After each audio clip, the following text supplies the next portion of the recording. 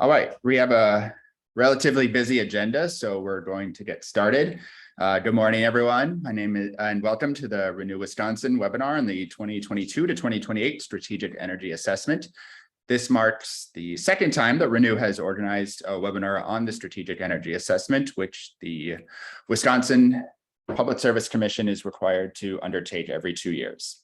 My name is Sam Deniski. I am the Distributed Resources Director here at Renew Wisconsin.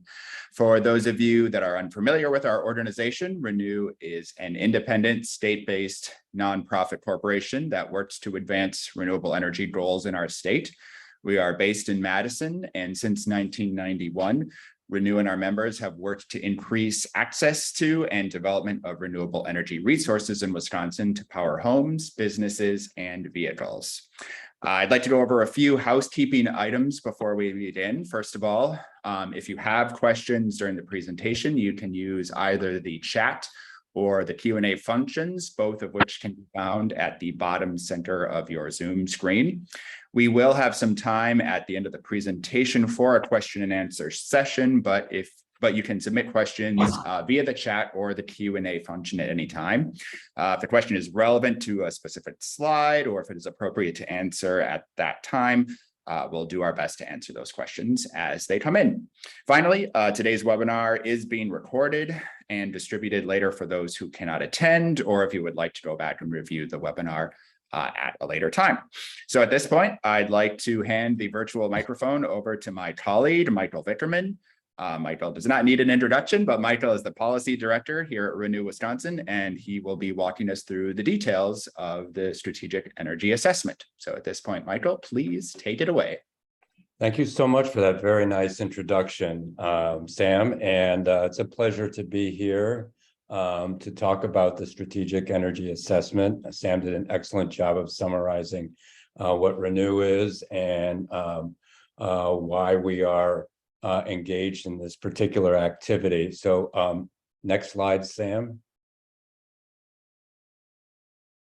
So in the next 45 minutes, I will take you on a curated tour of the draft report issued as a part of the ongoing proceeding.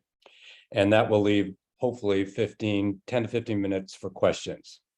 By the end of the hour, it is my hope that you have a clear idea as how to piece together the boatloads of facts contained in the draft SEA to give you a better sense of where the electric utilities are today in terms of their resource mix and how prepared they are to meet the challenges of a world that needs to decarbonize quickly. So here's the outline of our presentation. Next slide.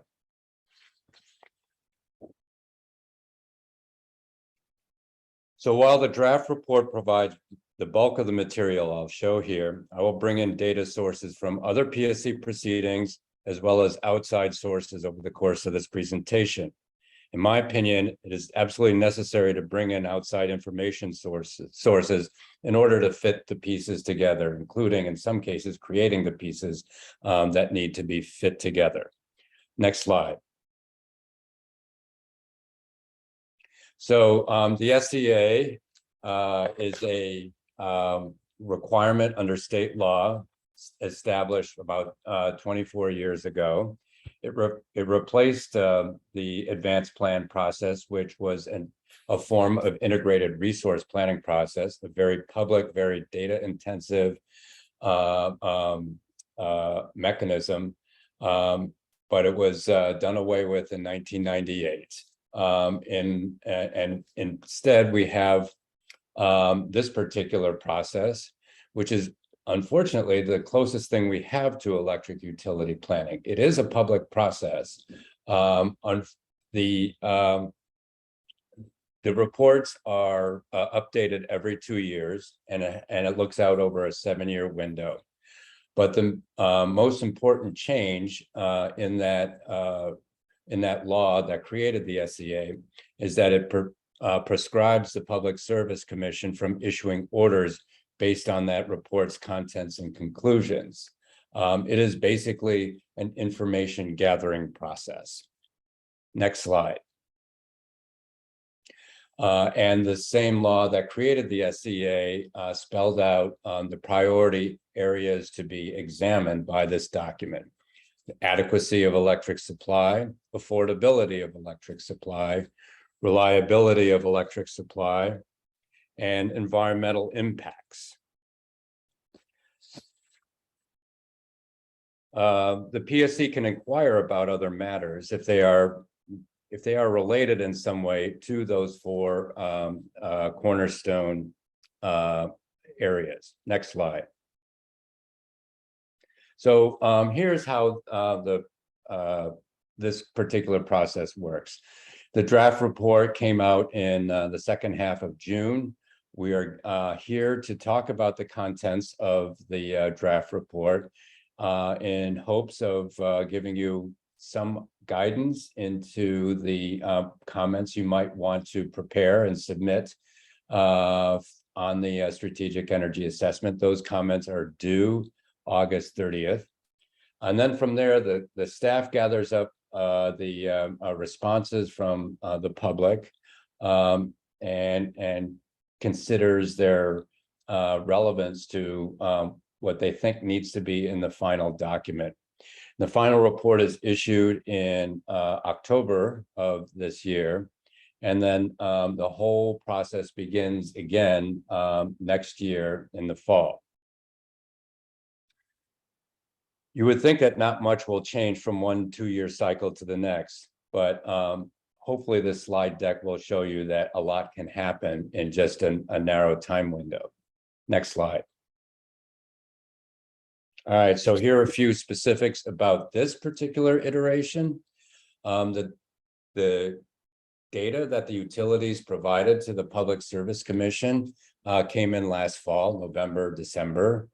And then the staff reviewed that information and started drafting a report, which probably was completed in the second quarter of this year. However, the report was timed in such a way that it preceded some very, very important events that took place. The war in Ukraine, for example, the supply chain disruptions caused by the U.S. Department of Commerce's anti-dumping trade investigation and how that has impacted solar deployment. Another very noteworthy thing about this edition is that PSC staff modeled limited subset of generation futures using AGEIS, the capacity expansion model. This has not been done in previous iterations, and it is a welcome development. We see the staff starting to examine dynamically, interactively with the information presented and try to test certain scenarios. This is very good. And the last thing is that it evaluated reliability impacts from generation additions and retirements, as well as emissions reductions trend lines. And arguably, this will be the principal focus of any comments that members of the public will submit. Next slide. But notwithstanding its length, it comes in at over 100 pages. The draft report leaves a few important issues undiscussed. For example, the report steers clear of geopolitics, but that omission can and should be corrected in the final draft. There's time to do that. Events occurring halfway around the world are having a long reach, and by all appearances, they are upsetting the conventional wisdom here in the United States, and it is filtering down to Wisconsin. And then the other thing that it notably does not discuss is how the natural gas market has changed over the last 2 years, very dramatically so, and is having a clear impact on prices. Next slide.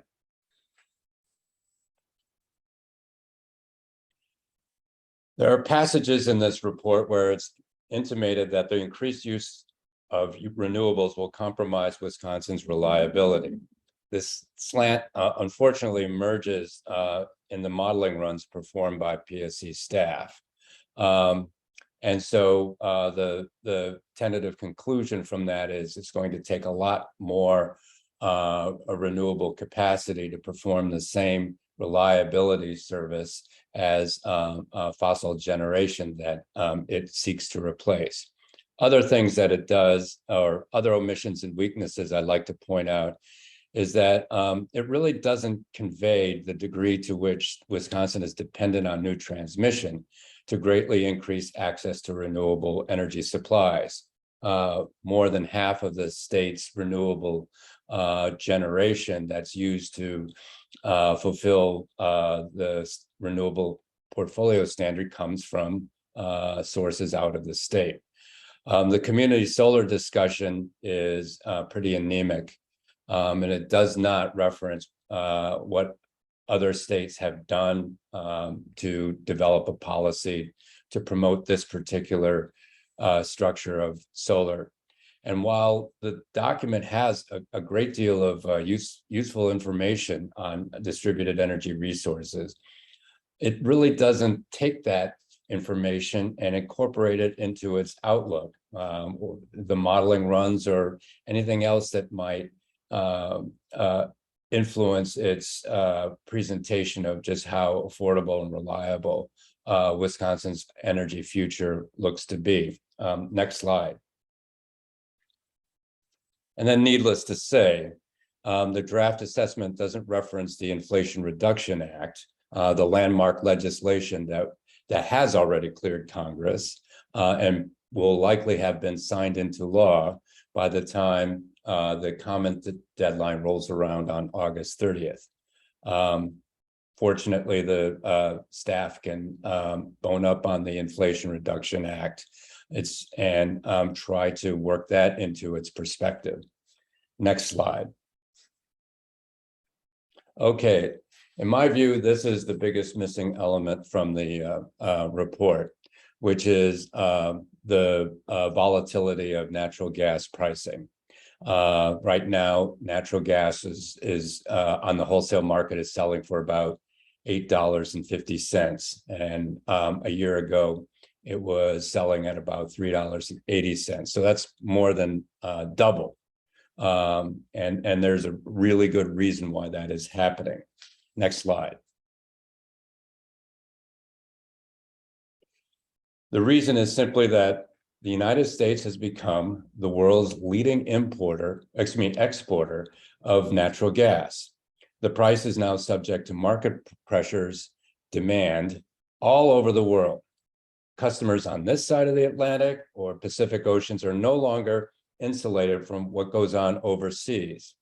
The gas is going to go to the highest bidder, and U.S. market participants are routinely outbid for the gas coming out of domestic wells. So this is a absolutely fundamental structural change in this key resource, and it really needs to be taken into account and thought through in any sort of planning process. Next slide. So here's where geopolitical upheavals merge with the increasingly mobile and globalized commodity gas market.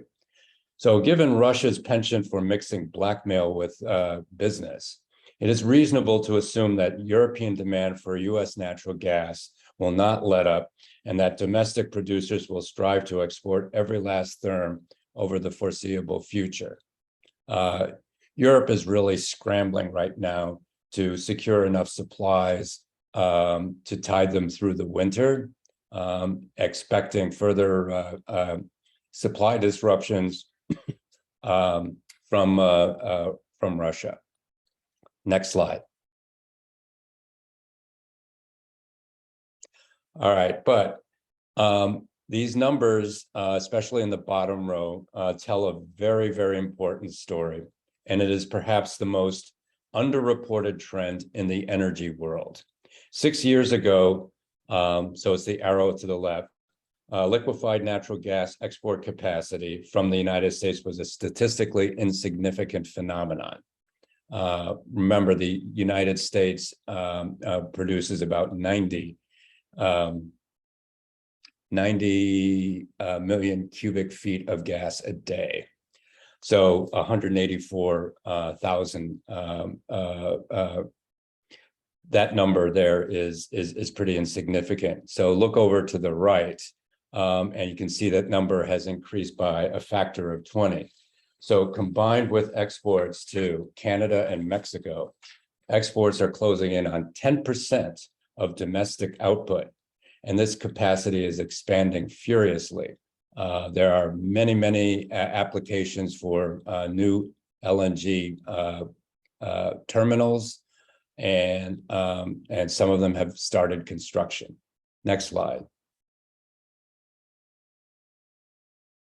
So with this slide, I just basically took Henry Hub spot prices from July of preceding SEA years.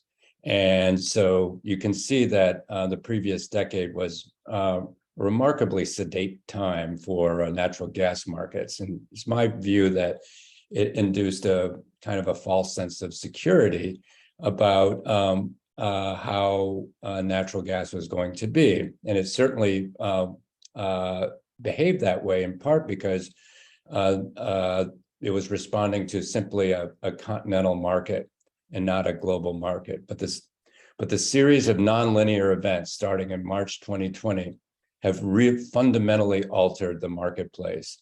And so it needs to be incorporated into the outlook going forward, in my view. Next slide. So let's bring this back to Wisconsin. So this slide here from the SEA shows how the different components of electric rates have behaved over the last 10 years, which were the which components drove the rates upward and which rates drove rates downward. So if you look at the second bar, which is actually a reduction, that represents the cost of fuel. You can see there the fuel component actually declined over the last 10 years. And this had the effect of depressing utility revenue requirements. Now, if natural gas prices are rising sharply and set to remain above the levels of previous decade, that dynamic will change, and that's going to have a pretty significant rate impact. Next slide. And the report really doesn't do justice to the climate change issue. It talks about it as a resilience issue, but somehow soft pedals the fact that it needs to be at the core of electric utility supply planning. Climate change is happening and is already disrupting natural systems. These impacts will affect every sector of American society in one form or another.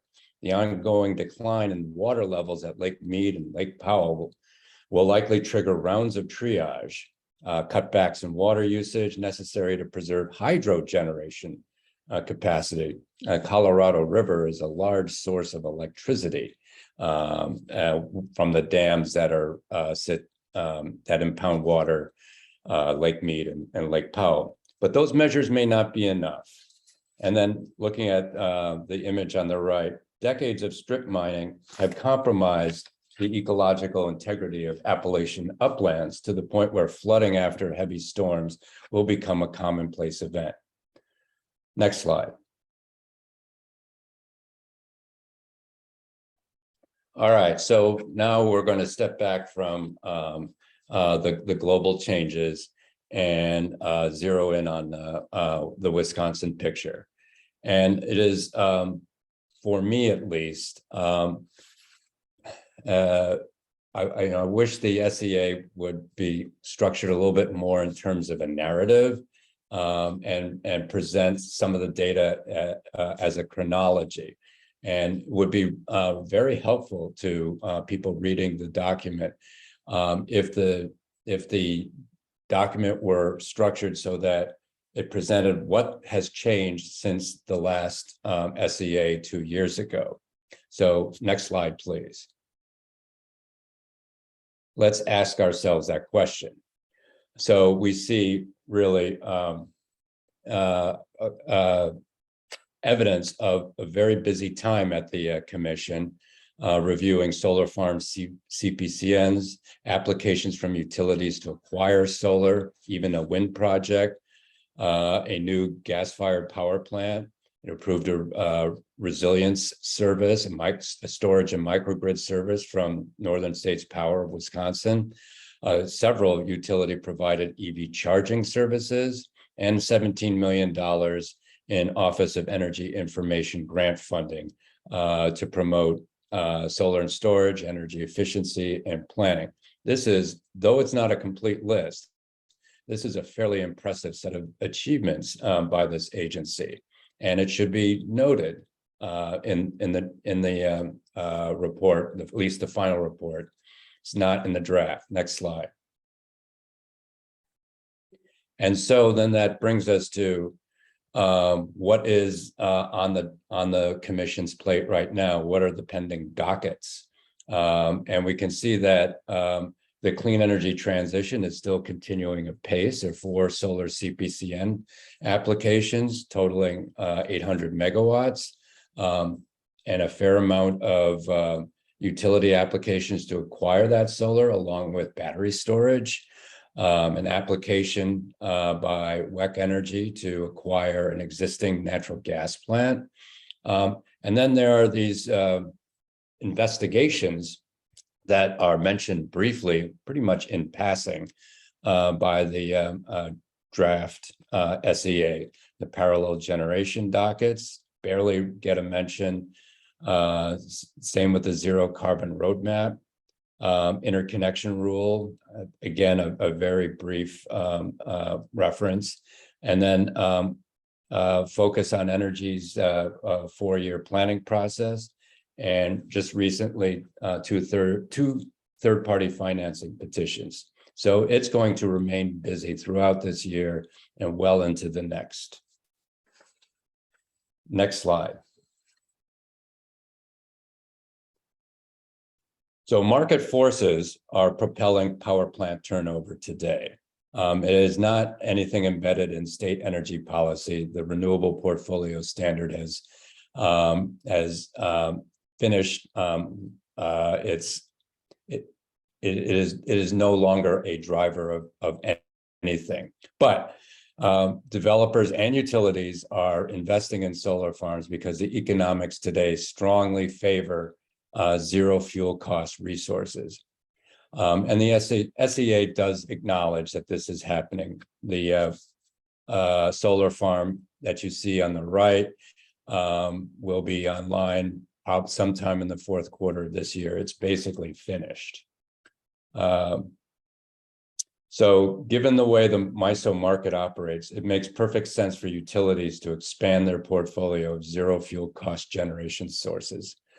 This is actually, financially speaking, the safest route that utilities can pursue. Next slide. So let's take a look at resource adequacy. And if you can advance to the next slide very quickly, Sam.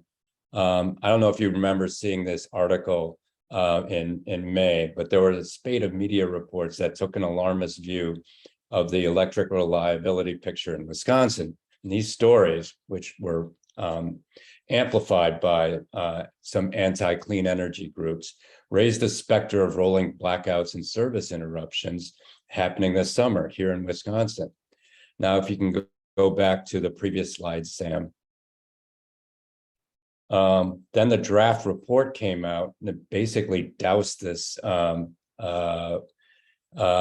these talking points. The reliability assessment in the draft SEA effectively doused that speculation that Wisconsin was one prolonged heat wave away from widespread outages. These numbers tell a very different story. All right, so can we advance to two slides up? One more. Thank you.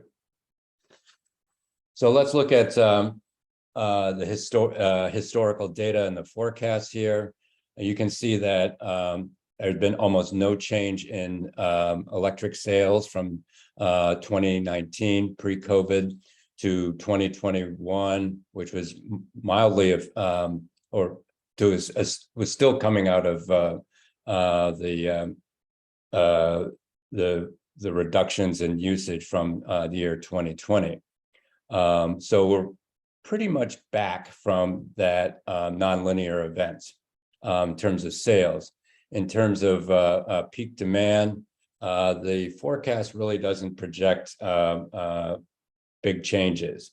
It should be noted that a forecast demand holding steady is predicated on the assumption, however, that energy efficiency and distributed resources and beneficial electrification will pretty much remain in their confined spaces from here to 2028. If they were expanded in any significant way, we would see an impact on the peak demand projections. Next slide. So the purpose of this slide is to show you how to translate solar capacity into electric sales. If we look at the total for 2021, and we estimate what 1% of that is, which is close to 700 million megawatt hours, 700,000 megawatt hours a year. So that's roughly the output of 335 megawatts of in-state utility scale solar power. I use a conservative 23.5% capacity factor for that. So that's your marker. Every increase that is basically a third of a gigawatt translates into 1% of electricity sales. Next slide. Now, this slide presents a calculation of emissions reductions gained from the deployment of 3,000 megawatts of solar generation. There is more than that number under development today. It was not a number plucked out of the air. The emissions per megawatt hour number comes from Energy Information Administration's profile. So as you can see there, the 6 million megawatt hours of generation that would come from 3,000 megawatts of solar. You do the conversion here. That results in about a 15% reduction in CO2 emissions below present day levels. So this wave that has either been constructed, is under construction, or is permitted will amount to about 15% of utility generation's emissions output. Next slide. All right, so let's look at the resource mix today. We're entering the supply planning portion of this presentation. The energy and capacity resource mix as of 2020 is shown here. The two largest slices in both pies represent coal and natural gas generation. Now, please note that the resource mix actually includes some out-of-state power sources that is either owned by Wisconsin utilities or are serving Wisconsin utilities. For example, the Boswell coal plant and the Bent Tree wind plant. These are both Minnesota sources of generation, but they serve Wisconsin utilities. So you can see here that fossil generation makes up 78% of capacity and about 70% of energy generation. Next slide. So this particular, so the draft presents very long tables showing utility plans to retire existing power plants and add generating units to maintain a reasonable level of reliability. And these additions do not reflect about 900 megawatts of solar capacity that has not yet at this time been committed to a utility owner or purchaser. So you can see that the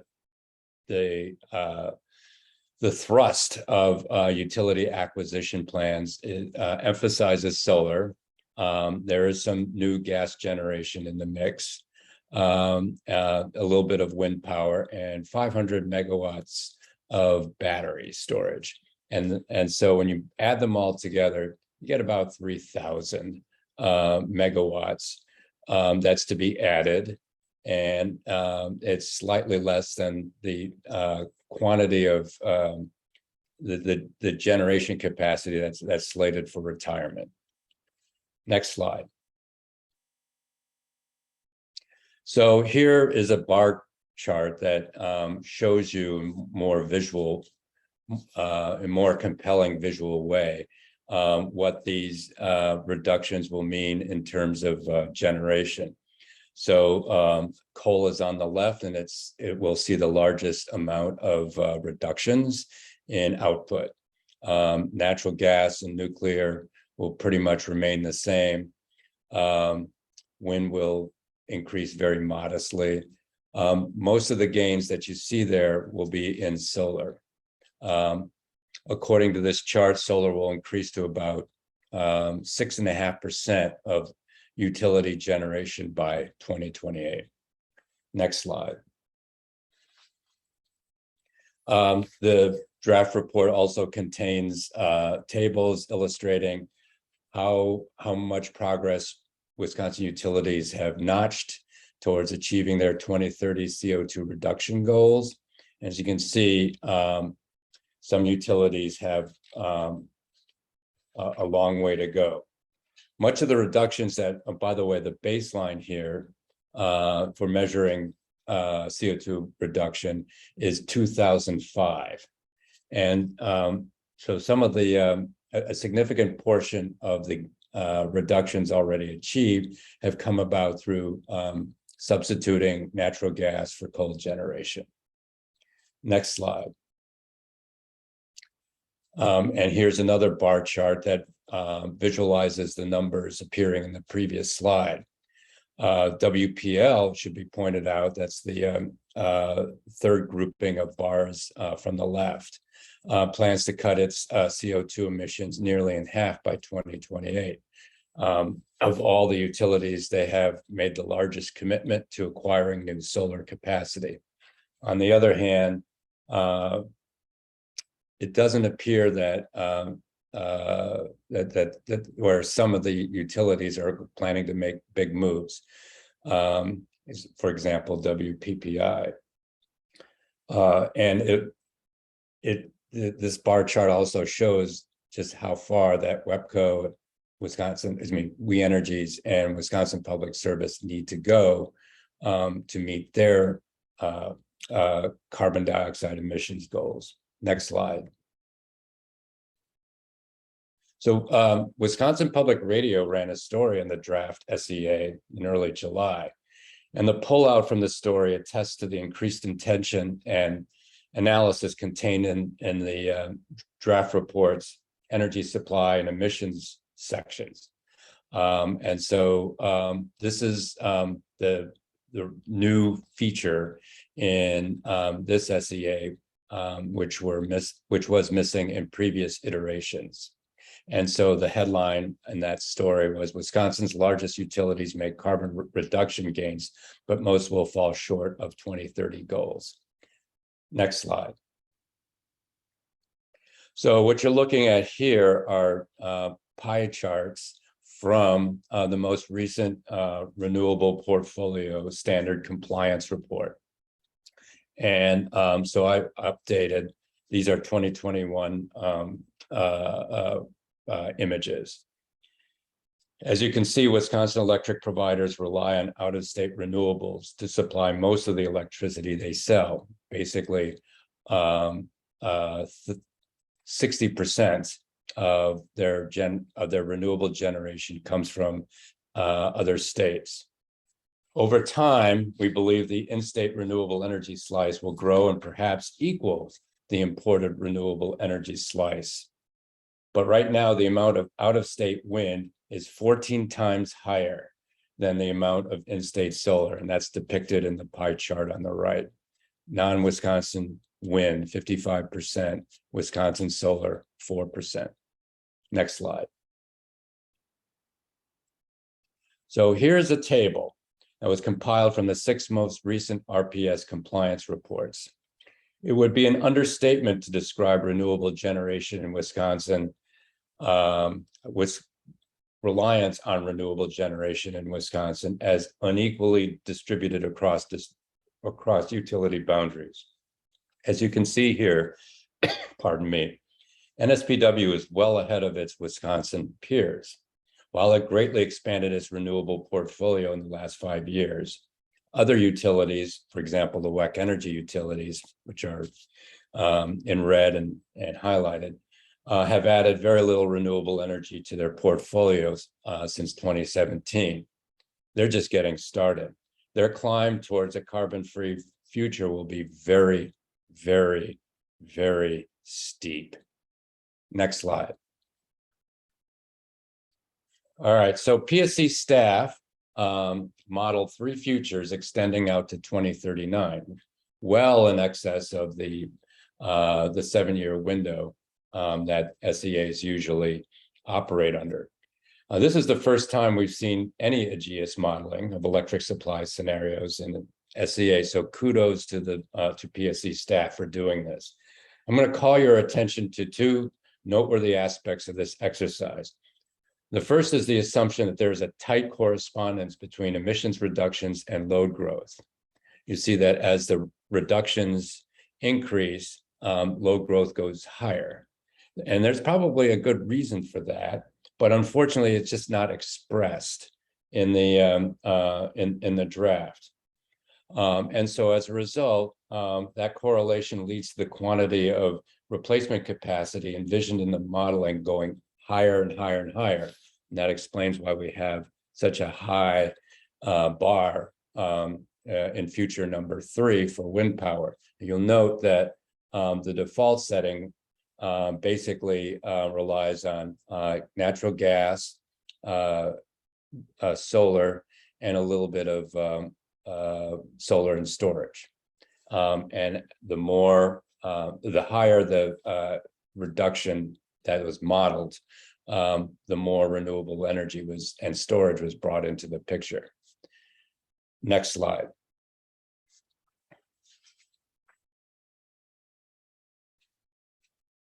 Now, when the staff plugged in $6 per million BTU price of gas, as opposed to what was probably assumed from EIA to be the base case, the resource acquisition picture looks very different. The model substitutes solar and storage basically instead of the natural gas capacity that it had selected for the base case. Next slide. Staff also modeled a net zero by 2035 scenario. It was extremely aggressive, which resulted in an enormous increase in zero carbon generation and storage capacity. That's the grouping of bars in the furthest to the right. An explanation for that result appears in the Wisconsin Public Radio story, and I pulled out the quote from PSC staff member Joe Fontaine. And I would emphasize here that while uncertainties certainly abound, especially in the later years, it's important to note that, as we see from the RPS tables, that we're basically barely out of the starting gate in terms of statewide clean energy acquisition. And also emphasize that the more clean energy we add in the near future, the more options and flexibility we'll have in the later years. But you can see here in this chart that the extremely aggressive 2035 scenario, net zero, results in a capacity build out that ranges between 2.5 times and 10 times as large as what the other futures indicate. Next slide.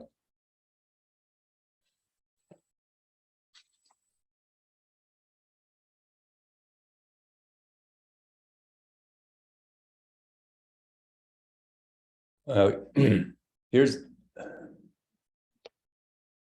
All right, so another thing that occurred, another development that recently came about is MISO is looking now at the next 10-year planning period and approved a tranche of new transmission lines that will serve the region. It will expand the ability of generation to serve loads in other parts of the region.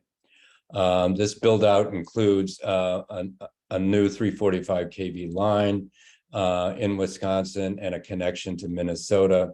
The overall cost of this tranche of transmission lines is estimated at $10 billion. Anyway, the report talks about this tranche of lines, and that's where this visual came from. Since the publication of the draft report, the MISO approved those projects. Next slide. Now here's a table that shows how badly we lag behind neighboring states in installed wind capacity, and it also figures to the transmission question and the need for regional transmission build out. Wind power is the fastest growing source of electricity in the MISO region outside of Wisconsin. That may change soon, but that's been the case. For example, wind energy accounts for more than 55% of all generation in Iowa today. It's having a moderating, if not lowering effect on wholesale prices. And Wisconsin receives much of its renewable generation from Iowa, Illinois, Minnesota, and South Dakota. So we'll need that expanded transmission capacity to access continued wind power development that's planned for the states south and west of Wisconsin. Next slide. All right, so we're now shifting to focus on energy. As you can see, it's a steady performer. And the staff really can't help but assume that there'll be no major changes to the program because only the legislature has the authority to alter focus on energy's budget or reset the program's primary purpose. For that reason, the draft assumes that this program will remain in its $75 million year corral during this period. However, the savings that is attributable to focus each year equates to the output of a 250 megawatt solar farm. So it is doing its job. Next slide. All right, so now we're shifting into a distributed generation, and the utilities have ventured into this space. And what you see also here is the amount of community solar capacity that has been built by Wisconsin electric providers for their customers. And the number you see on the left is goes up to 9. You can see there are 8 megawatts of community solar capacity in Wisconsin. This is not an impressive number. And if you take MG&E's Renewable Energy Rider program out of the picture, these are thoroughly unimpressive results. There's no getting around the fact that there doesn't exist a mechanism for allowing the vast majority of Wisconsin customers to sponsor solar power through their bills in the form of community solar or shared solar. The absence of a statewide policy to that end prevents solar developers from building projects to fulfill those customers' expectations. Now, you wouldn't know that Wisconsin's lagging behind until you look at the next slide. Next slide. And you can see the progress happening in other states, such as in Minnesota. The Institute of Local Reliance sponsored the charts to the left and to the right. Minnesota now has 840 megawatts of solar capacity, and the bar chart on the right indicates that other states are moving aggressively to sponsor to provide a policy framework for community solar projects. That's where I think you need to, where it would be helpful then to compare Wisconsin's 8 megawatts of community solar with the results from the other states. And it's attributable really to just one thing missing in Wisconsin, which is a statewide community solar policy. Next slide. So this is a bar chart that measures distributed resources by resource.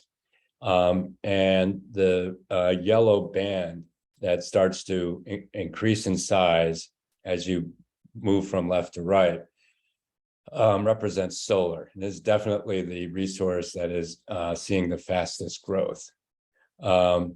Now, one of the things you have to take into account when looking at capacity in distributed resources is that often with distributed resources, capacity is measured in direct current, not in alternating current. And so 150 megawatts, that sounds great, but it really equates to about 100, anywhere from 110 to 120 megawatts of AC power. So if you add all this up, the behind the meter solar here, the utility solar projects, distributed and large scale, solar in all flavors accounts for about 1% of statewide generating capacity today. Next slide. Hey, Michael, we have a quick question. If you wouldn't mind just saying just a brief definition of what we mean by community solar. That was a question that came in on the chat. Okay, good question. Community solar means that through your bills, you can access output from a solar farm that's off-site. So the solar is elsewhere on the utility distribution system, but it is serving you in a virtual way, and you're receiving credit for subscribing to that that project. That is what I mean by community solar. So yes, the bills tell you that you are leveraging new solar generation somewhere in your territory. I hope that answers your question. So here is a table that appears in the draft report. And it shows that there are now more than 10,000 solar installations behind customer meters. And that equates to 150 megawatts DC or 120 megawatts AC. In the last 2 years, about 40% of the new installations came in 2020 and 2021. Next slide. All right, so now we're going to transition into responding to the draft report, the comments that I hope you all file, submit for the commission's consideration. So just a couple of themes that I highlighted. That there's a higher probability of supply disruptions and increased fuel costs, basically because of the global nature of the energy market in general, and that includes the supply chain as well as fuel markets. The report, in my view, should contain a more robust discussion of how Wisconsin compares with neighboring states in terms of utility scale and distributed renewables. It's not clear from the modeling that the PSC did whether they considered any distributed resources in the as inputs to the modeling runs. And last, certain emerging technologies really are given scant attention. There's really very little here that's said in the report about beneficial electrification, and that really needs to be integrated into the discussion and integrated into the outlook going forward. Next slide. So when you structure these written comments, just a couple of pointers. when you identify your organization or yourself, produce a statement of interest. What leads you to engage the commission in this capacity?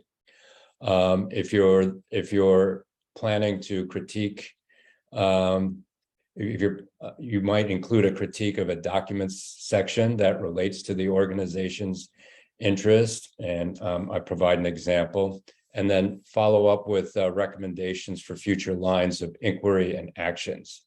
So, for example, discuss the potential for more innovative policies for promoting beneficial electrification and distributed energy resources.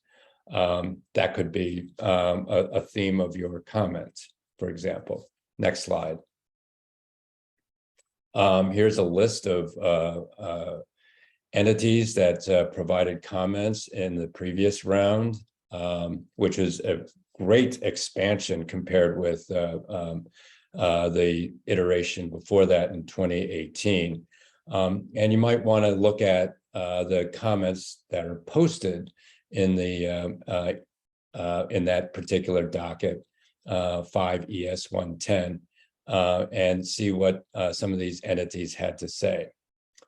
Next slide.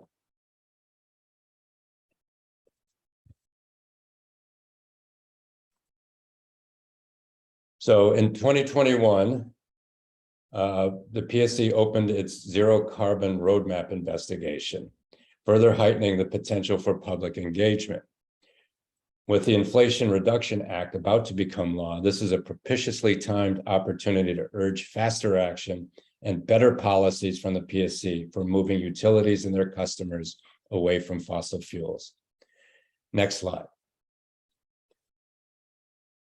So on a parallel track, Renew and Clean Wisconsin have teamed up with two out-of-state consulting firms, GridLab and Evolved Energy Research, to study a zero carbon future in Wisconsin. We're calling ourselves the Clean Energy Planners here for the purpose of submitting a comment jointly that will combine a technical report undertaken by GridLab and Evolved Energy Research, and we'll submit that to the PSC as part of our SEA filing, but that will be separate from Renew's own comments. Next slide. Here's a quick overview of how the Clean Energy Planners approached modeling a zero carbon future by 2050. The plan is to submit this technical report a week early in the docket so that organizations may consider the results for their own SEA comments. And if you have any specific questions, feel free to send an email to my colleague Andrew Kell at the email address shown here. Next slide. And we're done. Any questions? I'm sorry, I ran a little long, but we still have 5 minutes or so for questions. Yeah, we do have some questions that have come in. The first question is, what is the sensitivity of your analysis to the adoption rate of electrification technologies? In other words, if the adoption of EV and heat pumps follow the most optimistic forecast, what would happen to the availability and affordability of our electricity? Oh, that's something that we look at in the technical report that will be submitted alongside of Renew's comments. I think it's fair to say that initially, in that EVs and heat pumps will increase sales of electricity, that it could have a lowering effect on electricity rates. It has the potential to fit snugly into the utilities pool of generation resources. At some point in the future, when EV adoption rate surpasses a certain threshold, and I don't know what that is, then there could very well be an impact on pricing, and possibly reliability. These are matters that will probably not surface until at least 10 years from now. So my thinking is that we should just we should accelerate what we can do today in terms of clean generation at all levels, utility scale, all the way down to the customer level, and also facilitate more customer adoption of these substitutions for fossil fuels, like heat pumps and electric vehicles. Next question. The next question is, does the draft report address the potential impact of FERC order number 2222, which will require MISO and utilities in the MISO region to allow aggregation of DERs equal to 100 kilowatts or more to participate in wholesale energy markets, or the impact of aggregation of DERs on retail markets within Wisconsin?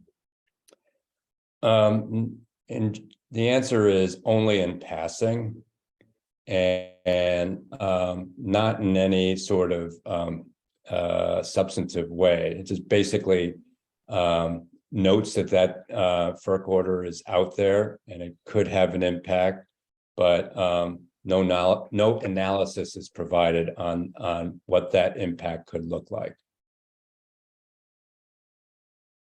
Next question. The next question is there a similar assessment for natural gas used for heating? No. The strategic energy assessment is focused exclusively on the electric power marketplace. And so to the extent natural gas is examined here, it is strictly as a generator fuel. Next question. So I'm going to combine two here. And although historic electricity sales have held steady, what impact do we expect from increasing beneficial electrification and increasing energy efficiency, and also the growth of the electric vehicles market? Well, in that question, you have trends and forces that might offset each other. For example, beneficial electrification should drive sales higher. Energy efficiency should pull sales lower. And it's not clear whether one will have more influence on total sales picture than the other.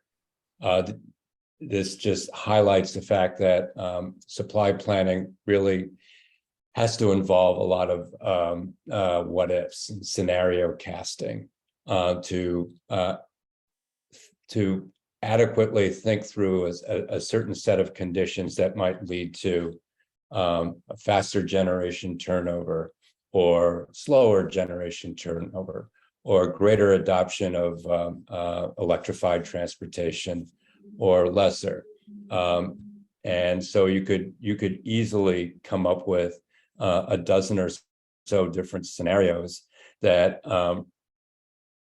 would respond to a particular set of economic conditions and assume changes in policy.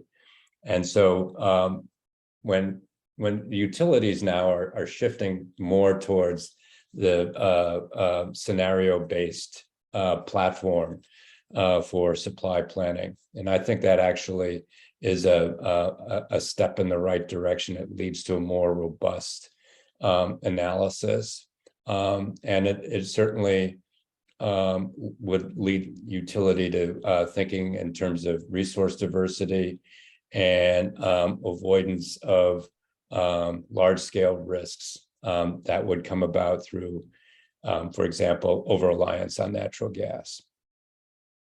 Good question.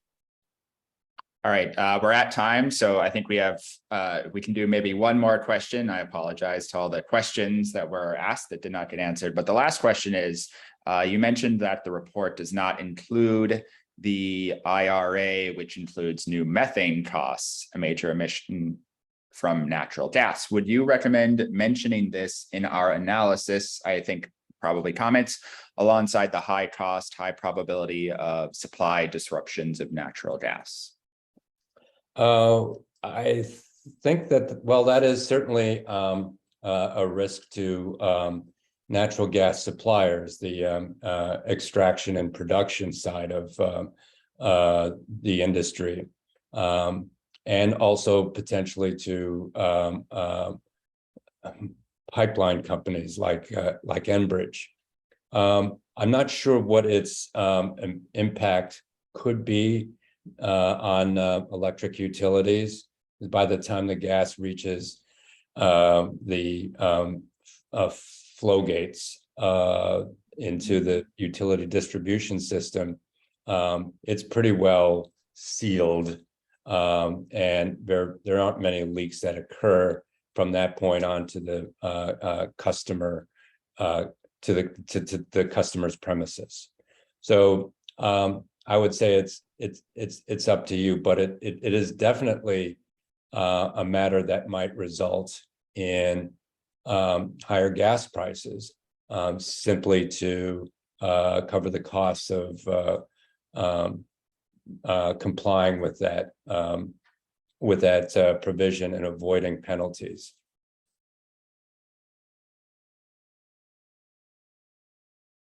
All right. Well, I just want to thank everyone for all the great questions that have come in. There's quite a few more to answer, but we are at time. So I just want to thank everyone for your participation, and thank you for joining us today. Again, the webinar is being recorded, so we will be distributing that at some point at a later date. So again, thank you all for attending, and have a great day. Thank you so much.